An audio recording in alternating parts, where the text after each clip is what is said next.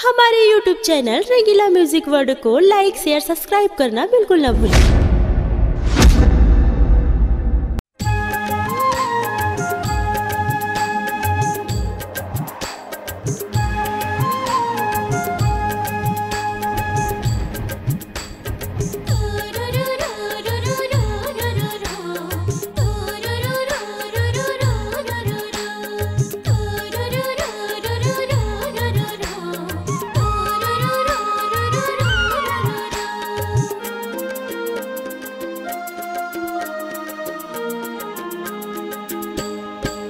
बादर करिया घाटा कस उठत है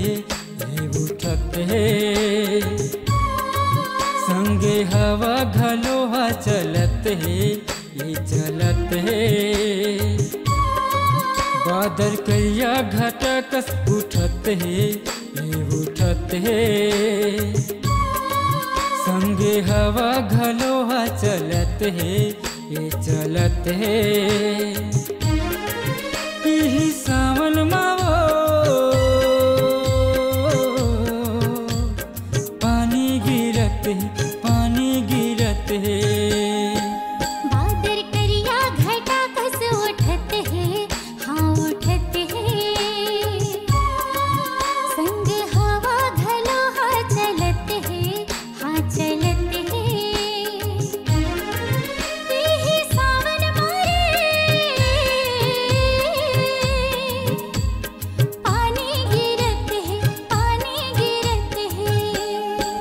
बादर करिया घाटा कस उठत है संगे हवा घलोहा चलत है ये चलत है।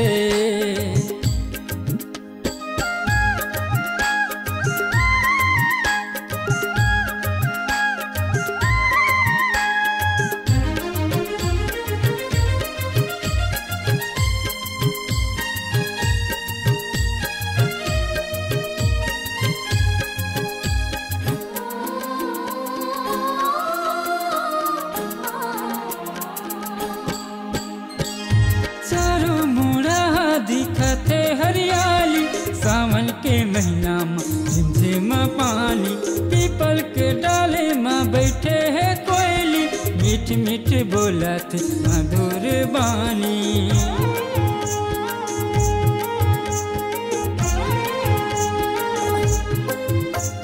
चारों मुड़ा दिखते हरियाली सावन के महीना में झिमझिम पानी पीपल के डाल में बैठे है कोयली मीठ मीठ बोलत मधुर बानी। मोर मन हाई तोर बर दौड़त है तो से मिले के मन हा करत है।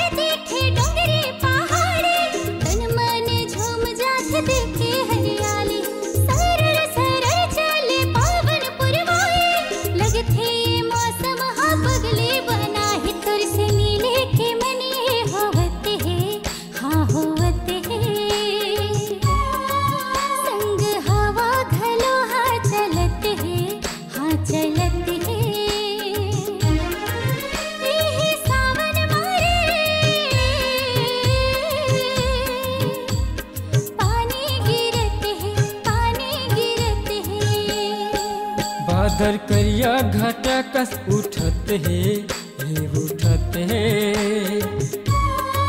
संग हवा घलोहा चलत है हाँ चलत ऊपर पानी घलोहा गिरत है, गिरत है।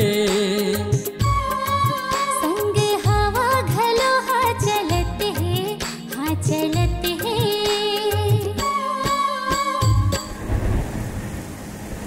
अपनी आवाज को नए अंदाज देने के लिए चले आइए रंगीला रिकॉर्डिंग स्टूडियो, संतोषी नगर, रायपुर।